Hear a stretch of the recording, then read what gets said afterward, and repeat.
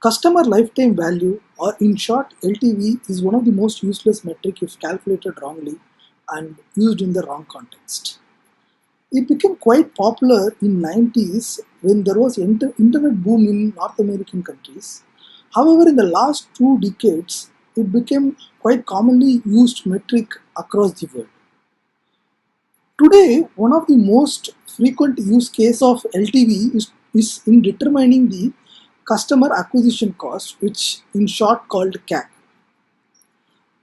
Because of the lower barrier to entry in the tech space and because of the lot of competition, the customer acquisition cost was increasing in the last few years in this space. So in order to rationalize that amount, that customer acquisition cost, we need a metric which will say what I'm going to get out of this user.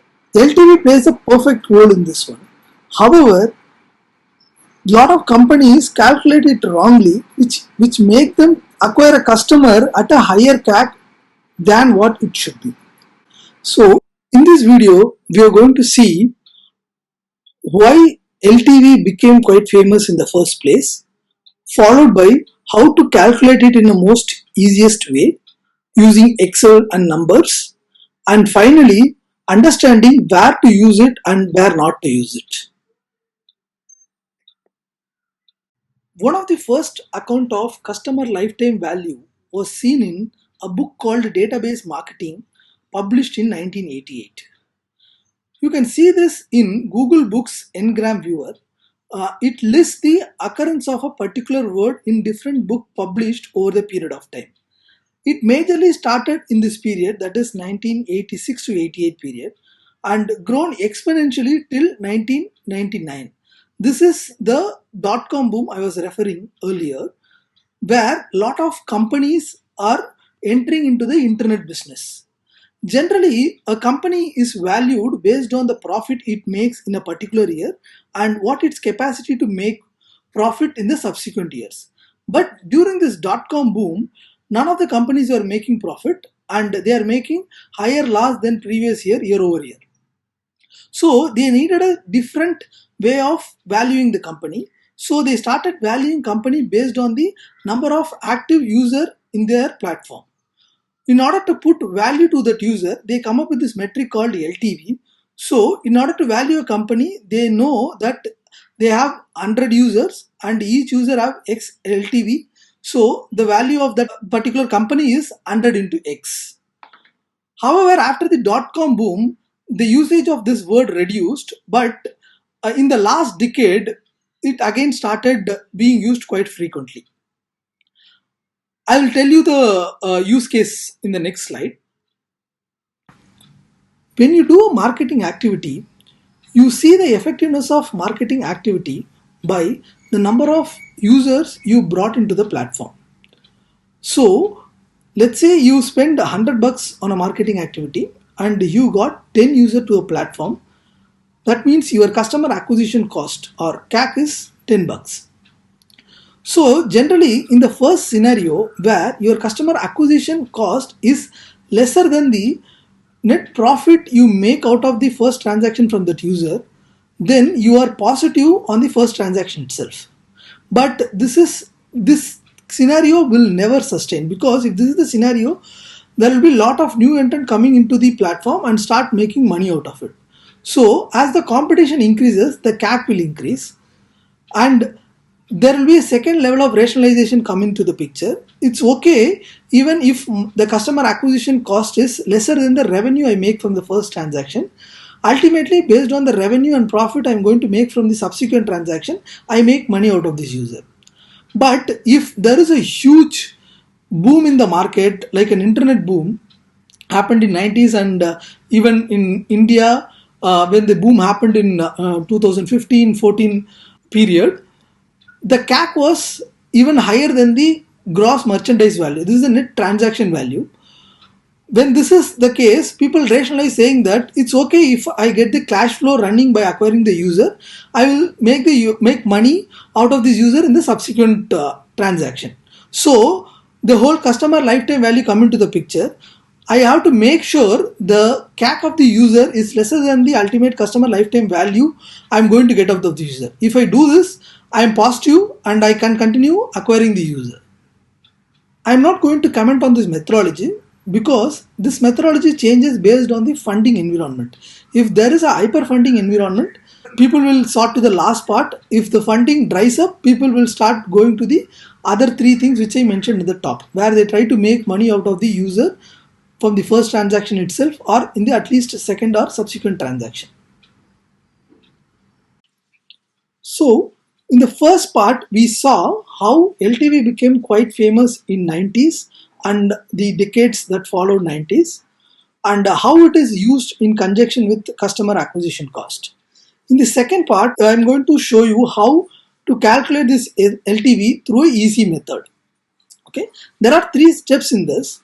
First step is calculate the minimum time taken by an average user cohort to reach the steady state behavior. This is slightly complex. I'll explain you. When you acquire a cohort of user, will start giving revenues over a period of time, but this cohort will reach a steady state after a time period. In order to calculate the LTV, we have to see how long this cohort takes to reach the steady state. I will explain this part in detail with numbers in the next slide. So second one is determine what is the steady state revenue or a profit from this user cohort. And a third step is calculate these two numbers to project the LTV for how many months or years you want. Let's get into the number. When you get into the number and the workings, you will easily understand what I said in these three steps. This graph explains how a user acquired on week 1 retained over the period of time and how much revenue they provide during this period. Okay, a simple use case I will explain in a simpler terms. You acquire 100 users in week 1, and this cohort consists of all type of users. Let's say a high frequency user, a low frequency user, or a medium frequency user. In the second week, not all these users will come back to your platform and transact. There will be X percentage. And the third week, there will be again some X percentage will come back. Subsequently, in the fourth week, even more lesser will come back. But after certain X week, this varies for different product, there will be a consistent amount of user from this 100 user cohort who come and transact in your platform. When we go into the numbers, I will explain you with an example as well. For this working, let's take a business which everyone is aware of across the globe, a food delivery business, and work out what is the LTV for that business, and subsequently see how we can calculate the payback period. Okay, first I will explain the different terms in the sheet. First, it is ATS. ATS is average ticket size. You can also call it average transaction size. GMV is the gross merchandise value. This is nothing but the average transaction value multiplied by the number of users who are giving this transaction. And revenue. Revenue is a percentage of GMV. For our calculation, I have taken a take rate of 25%. So this revenue column is nothing but 25% of GMV. And finally, profit. Profit is out of this revenue how much you make in hand. For this calculation, I have taken a profit margin of 40%. So this column is nothing but the 40% of this revenue column. Okay, let's get into the first column. So this user is the number of user you acquired on week 1. Let's take an example of Google as a channel. Okay, you acquired 100 user through Google on week 1 at a CAC. Let's say the CAC is 150 rupees per user. Okay, so net you have paid 150 into 100 to acquire this 100 users. And out of this user, only 55 user came back in the next week and transacted with you. And similarly, in the third week, only 35% or 35 user come back to your platform and transacted. and on the fourth week it is only 23%. However, this number reaches a steady state after a certain point. Generally, for a high frequency use case, this number gets steady state quite faster. If you take cab ride share as an industry, there also the steady state reaches in fourth or fifth week. In this food business also it reaches at around sixth, seventh or eighth week generally. So I have taken the steady state user as 15 or 14. Again, the steady state user might vary for different business because of different scenarios, but this is an example we have taken here. So correspondingly, we have taken the GMV from this user. For the ease of understanding, I have taken the average transaction size, same average transaction size across the weeks. Okay, so out of this 100 user we acquired on week 1, we got a total profit of 6,143. You can take dollars or rupees, whatever the currency, bucks by end of the 8th week. So this is the 8-week LTV. Even though it is a kind of misnomer that LTV is called a lifetime value, today it is used with in conjunction with a different time period, 1 month LTV, 2 month LTV. We will get into that in the next part of this working. So you totally earned 6,143 on from this user, or 100 user we acquired on week 1. Okay, so and your steady state revenue or profit is 333. Okay, that's what I mentioned here. It could be 315 also. For the ease of calculation, I have taken 15 as a steady state user number. So 15 into 25 to 25 into 25% into 40% is this number. So I have taken 338 as a steady state value. So seeing this graph, this is the steady state value we are seeing here. With this one, we will go to the second part of the calculation, that is projecting LTV to different time period. Different business use LTV with different time period based on the retention of the user. So here we will see how with this 8-week LTV and the steady state profit from the user base which you acquired, we can calculate and project the LTV for any amount of time which we wanted.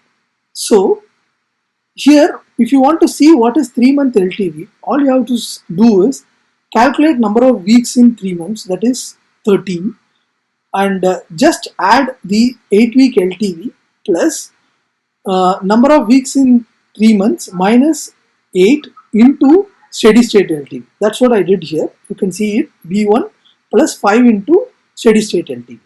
Similarly, if you want to do that for 6 months, you can do the same. Instead of 5, you can put 18. Similarly, for 1 year, you can calculate it. Lastly, you can calculate the payback period for this campaign using these metrics. In order to calculate the payback period, all you have to do is you can take the overall customer acquisition cost, which is 15,000, which you calculated here, 150 into 100. So you subtract that with the 8-week LTV and divide the number which you're going to get from that by the steady state LTV and add 8 to it. Okay, you will get the payback period. This is the formula. CAC minus 8-week LTV divided by the steady state profit plus 8. Okay, and this number will vary. I am just giving this based on this use case or the example which you have taken. Okay, so with this number you can calculate LTV for any amount of time which you wanted, and also you can calculate the payback period beyond which your campaign will become profitable. We saw how to calculate the steady state profit and subsequently calculate LTV for different periods. Calculating LTV using this methodology has certain characteristics. The first one is the product frequency determines the minimum time required to predict the LTV. If the product has higher frequency, like the one which we saw, the food delivery product, there we can calculate LTV in a shorter period of time itself. That is in 8 weeks or even from the 6 weeks itself, data itself, we can predict the data for 1 or 2 years. However, if the use case is lower. Take for example of a dedicated cake delivery business. There, the frequency of usage of that product will be lower. Maybe you will order 6 or 7 times a year based on your family and friend circle size. So the frequency is lower definitely compared to ordering food online. In that case, it takes a longer period of time. Second is, the higher the steady state revenue or the profit, higher the LTV. It also, because this steady state revenue or the profit is determined by the user retention. If generally you acquire a user with a higher frequency, your steady state revenue will be higher. Second, we'll see what are the common mistakes generally people make and how to avoid them while calculating LTV using this methodology. One is taking the right lifetime duration. Let's say a user who acquired for this business on average stays in this platform for 2 years and then churn out. You have to take that as your lifetime. If you are taking a much longer lifetime in order to have a very rosy LTV, then you will end up spending more in the CAC because of seeing a higher LTV. That should not be used in calculation of LTV in this methodology. Second one is taking a channel level. If you are taking LTV at an overall level, you will have a different LTV. But if you take it at a channel level, you will have a different LTV. Generally, the paid channel users will have a lower LTV. So you should always calculate LTV at a channel level. So a quick recap on what we saw till now. First, we saw why LTV became quite famous, followed by how funding environment in the tech industry influenced the usage of LTV in customer acquisition cost. Then we went into the working example of how to calculate LTV for a food delivery business. We also calculated payback period for a given CAC. In the last part, we will see where not to use the LTV, especially in the customer acquisition strategy. Like I mentioned in the previous slide, when the product use case is low frequent, the time frame calculated to LTV will be longer. In some cases, it will be 6 months. In some cases, it will be 1 year. So, if you are going to use your predicted LTV to decide your CAC, you will be having a lag metric which is around 6 month delay, 6 to 1 year delay. So, in an environment where generally this channel characteristics changes quite frequently, using a metric which is 6 month old is not the right strategy. So let's say if you are using Facebook as a prominent or a primary customer acquisition channel, which generally changes quite frequently, don't use the predicted LTV in order to arrive at your right CAC if the product use case is not less frequent. Hope you enjoyed this video. If you have any question in any part of this video, drop a comment. I will respond to it as soon as possible. If you like to have the Excel which is used for working in this video, I am sharing a link in this video description. You can click and share your email ID there so that I can forward the Excel to you securely. Thanks. See you in next video.